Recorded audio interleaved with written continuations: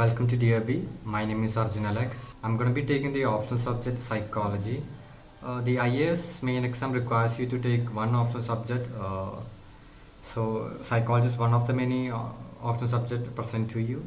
The other optional subjects are like geography, public administration, sociology, like philosophy, psychology, political science, and psychology is one of the optional subject which you can choose for the main exam. And just like all the other optional subjects, the psychology syllabus also has two papers on it. The first paper is focused on the theoretical aspect, like the theories for memory, learning, personality, etc., etc. And the paper two is more focused on the application and the real life issues present in the world concerning psychology. That includes mental disorders, therapeutical approaches to treating these mental disorders, psychology in work settings, and psychology in education fields and all.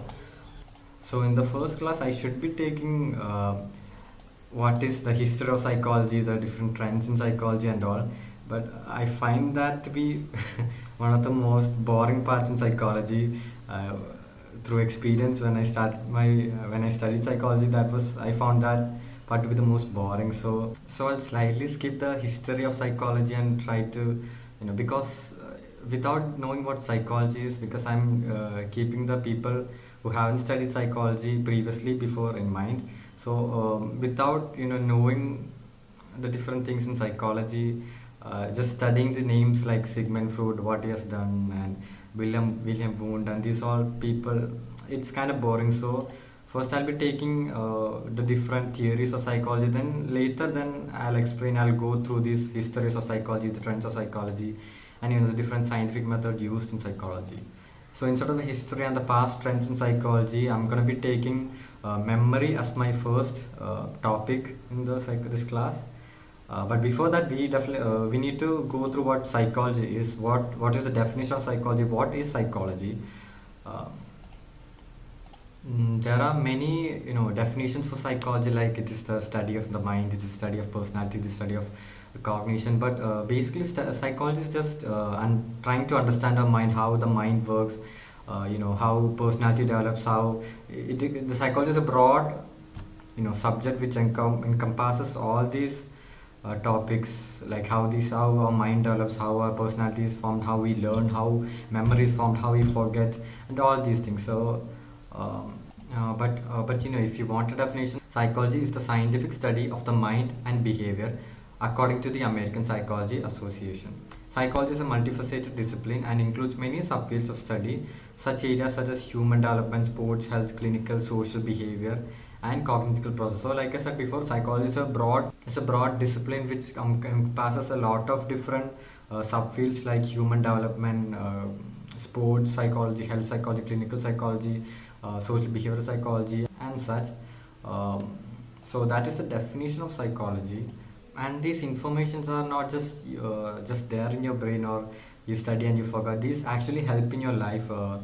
These can help you remember things more easily, or learn tricks to remember things easily, or know your personality, or know yourself better, know what stresses you more properly, know you know the behavior of other people more properly. You do not become a mind reader, or know instantly what other people are thinking, or like that, like most people think. But psychology does help you gain an insight on behavior of other people and yourself. So my first topic that I'm going to take in psychology is memory. In this topic, we're going to discuss what is memory, the process of memory, how we form memory, and how these memories are forgotten. So we all know what memory is, but in order to understand memory a little bit more deeper, or more better, we can use this definition that memory is an active system that receives information from the senses, puts this information into a usable form, organizes it and stores it away, and then retrieves the information from the storage. This is a mouthful of a definition, but it's quite simple. So memory is an active system. That means that memory is constantly working. Like for example, right now what I'm doing is stored into my memory, is stored into my brain.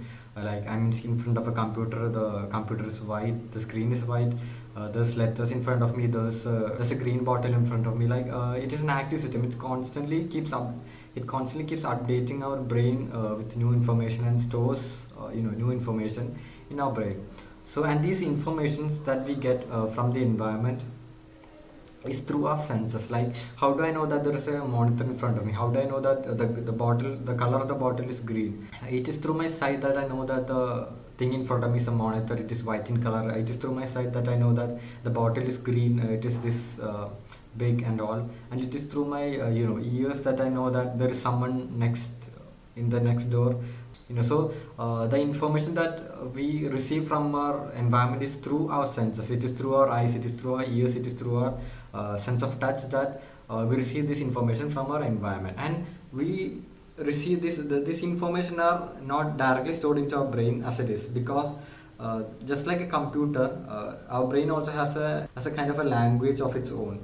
Like in a computer, if you type something in, like in a word, it is not stored as it is. It is stored in zeros and one. For example, if I type my name Arjun Alex, it is not stored as Arjun Alex in the computer. It is converted into the computer's language, that is zeros and ones. Then that zeros and ones are stored into the computer. Just like that, in our brain, these informations are converted into its own language, and then those language or those information is stored into the brain.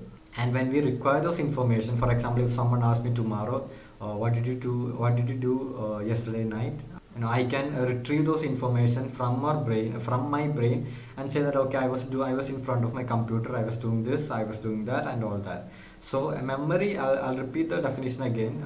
This time I hope it will be more clear since I explained it.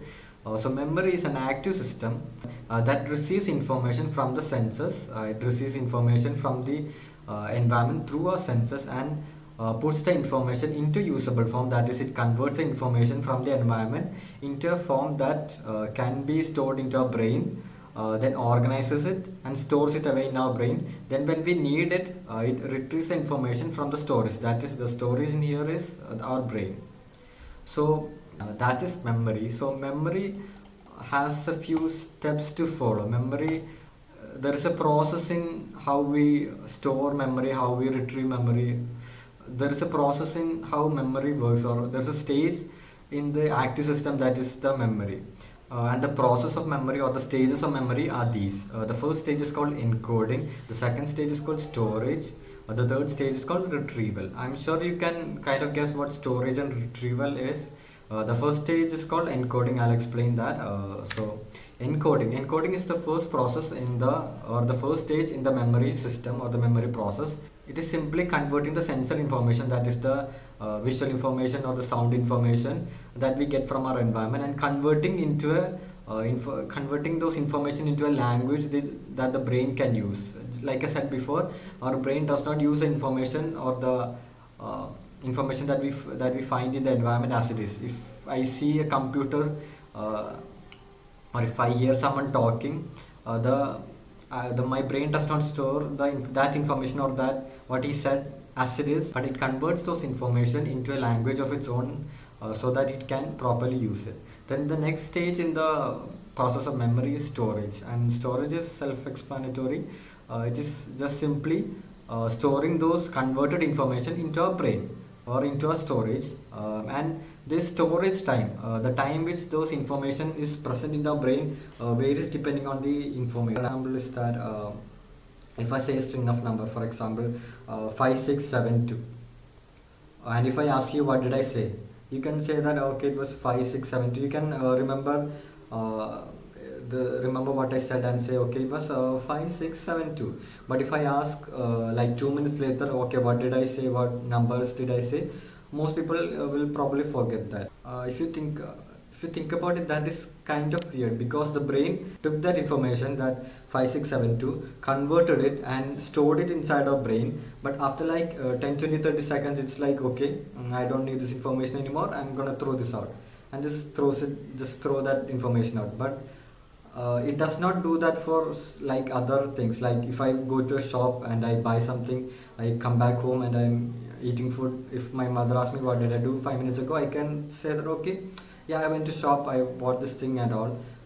The brain does not throw this information out. So if you think about it, it's kind of weird that the brain stores an information then throws it out like 10-20 seconds after.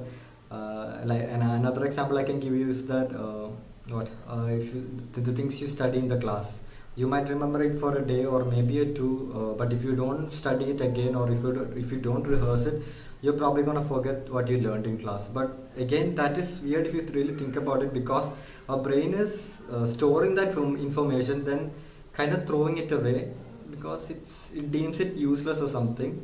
But clearly it stored it.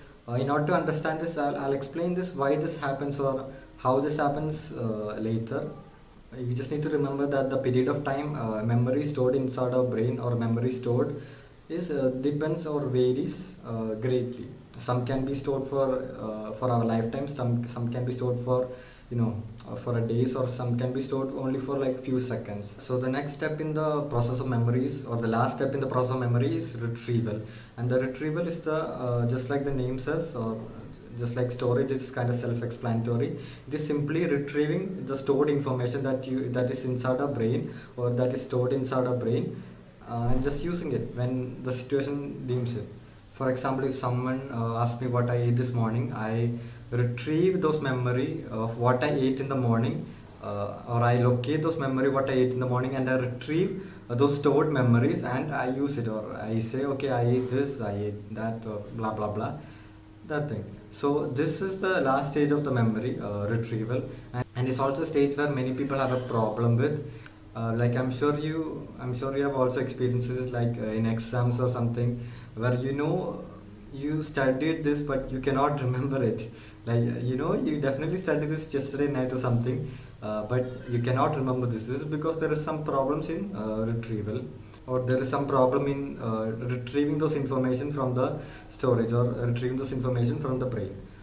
So these three steps or stages are the process of memory. They are encoding, storage, and retrieval. Encoding is simply converting the sensory information from the environment into a form which the brain can use, and storage is storing those converted information into the brain.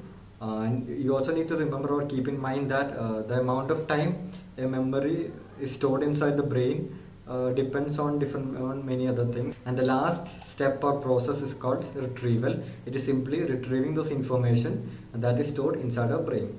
So I'm concluding the class for today. So in the next class I'll be teaching the rest of the information processing model.